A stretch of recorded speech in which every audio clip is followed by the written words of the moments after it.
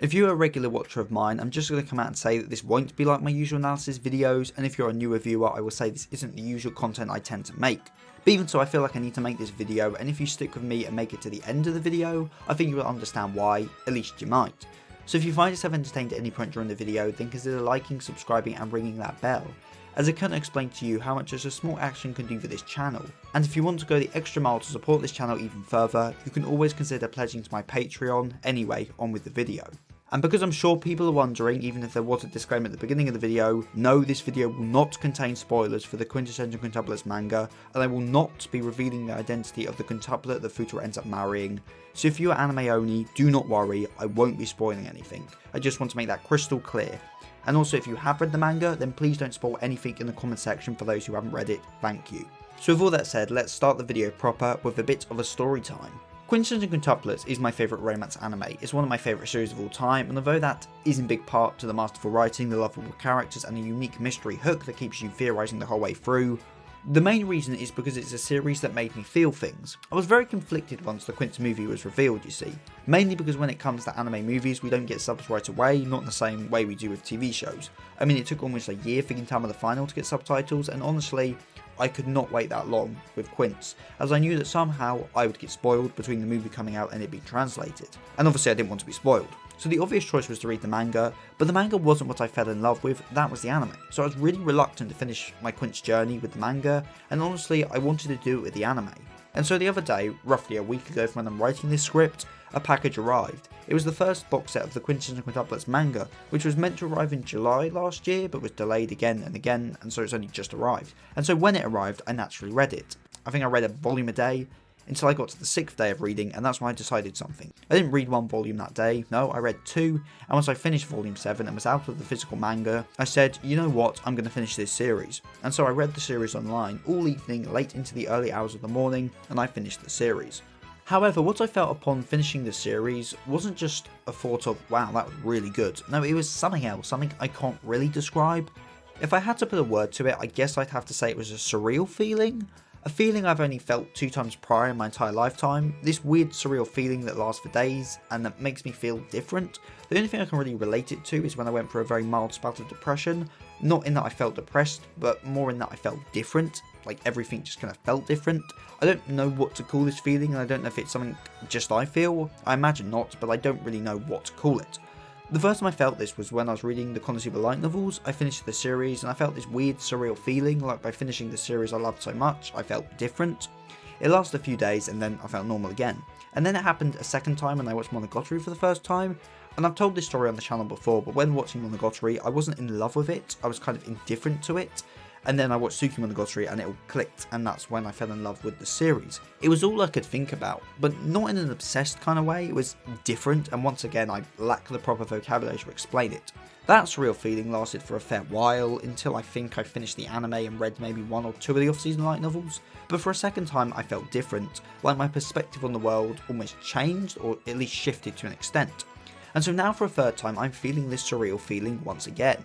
As after reading Quintessential Quintuplets, after discovering which sister was the one, I felt different. I went to bed thinking about one thing, the ending of that manga, and then when I woke up I was dreaming about it. Throughout the day, that moment, the moment Futaro picked her, and the moment she reciprocated his love, that moment just kept popping into my head. As that moment not only sticks with me, it's made an impact on me so big that it changed me. As I'm someone who doesn't like to waste time, in that I always want to be doing something productive, I don't like to just hang out in the kitchen and talk to my housemates or waste a day away doing nothing. I have a certain amount of manga I want to read every day, a certain amount of anime to watch, a certain amount of work to do. I just kind of like that self-instructed scheduling. Whether it's healthy or not, I don't know, that's not the point of the video. But the day after reading that ending, I didn't do anything of the sort, nothing to a schedule. Instead, I pulled up an old novella I once wrote, a self-insert piece I wrote to vent my own frustration and my own flaws and personal issues, blah blah blah, and I read it. I read the whole thing, cover to cover. I watched the first episode of Super Cub, which is kind of like my comfort anime, but I didn't do it because I felt sad or anything, I just kind of watched it because I wanted to. And honestly, that day was a weird day. It felt different, as I felt different. And the reason was obviously that manga, and I don't really know what to take away from this experience, but I think some good came out of it. I've resumed learning Japanese, something I was once really passionate about but kind of just dropped off from, and so I've now completely restarted learning it from scratch, from step 1, and I am loving it. I've managed to cut down on a bad habit, and I've started to drop the seasonal animes I'm not enjoying. which looking back was just something I did due to a combination of ego and my inability to admit something is bad.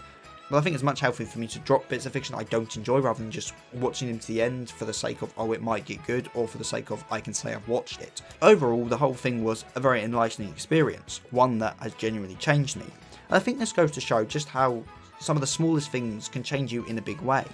Gintama is a series I will love forever. It taught me so many things and genuinely has shaped the me I am today. But I never felt like this when watching it. But this harem romance anime has made me feel like this. And for that, I will never forget this manga, and never forget that ending. I'm sure if you made it this far, you are confused and probably don't get it, and that's okay. It's hard enough for me to convey these weird, surreal feelings, let alone for you to try to understand them, but I just kind of wanted to make my feelings known, more so for my own sake than anyone else's. Originally, after this point in the video, I was going to discuss the series in a more analytical sense, like I usually do on this channel. Well, I have the script written out right in front of me here, but I've chosen not to dive into the analytical parts in this video. Don't get me wrong, I still plan to discuss the series in a more analytical view in the future, but I kind of want to wait for the movie to come out and give myself time to really understand the series better, as I really do think the themes of this series are quite profound. Sure, they are simple themes, I will admit that, but they're important profound themes nonetheless, especially in regard to which sister it is, but I won't say any more on that front. The point is, to at least a certain extent, my outlook has changed, though which aspect of this story is responsible, I can't yet say. All I can say is that something about this story changed me, for the better of course. I will never forget the ending of this series, it will stay with me for a very long time, and I won't forget the way it made me feel and the choices I made because of that feeling. Quintessential Quintuplets was always one of my favourites, but now it is solidly a favourite. If I had to put it in my rankings, I think it'd be number 4, overtaking Hunter, my once number 1, Berserk, a masterpiece of storytelling, One Piece, the grandest epic I've ever read, and ReZero, a story that struck a chord deep within my heart. Because even if all those series on an objective level are written better, have better art, or better written characters, they haven't made me feel this way, they haven't changed me in the way this manga has. It feels weird to be talking so personally on this channel, I will admit, but I just feel I need to make this video, more so for my own sake rather than anything else. So thank you for watching and thank you for listening to my weird ass ramblings, and expect some analytical Quintessential Quintuplet videos in the future whenever the movie comes out, because there's a lot I want to talk about this series, especially that ending, because as you probably already gathered from this video, I really like that ending. Really struck a chord with me. I think there's a lot of deep themes, but again, we'll explore that in the future. But anyway, that's enough rambling from me. Let's get on to comment of the week. Comment of the week comes from Sosuke Aizen, and I'm so glad my videos are both good and relaxing. If you're interested in my literary endeavours, then why not check out my books Gang Fluid Justice and People of Fate Volume 1, available at Amazon.com. And if you want to go the extra mile in supporting this channel, then consider pledging to my Patreon, where for as little as £2.75 a month, you can get your name at the end of the video, like Hikari Desu, 7SO, Smokey McBobby and Rinjack9696. So with all that said and done, I've been Seth the Sin, the Deadly Sin of Geek, and I'm signing out. Stay safe, everyone.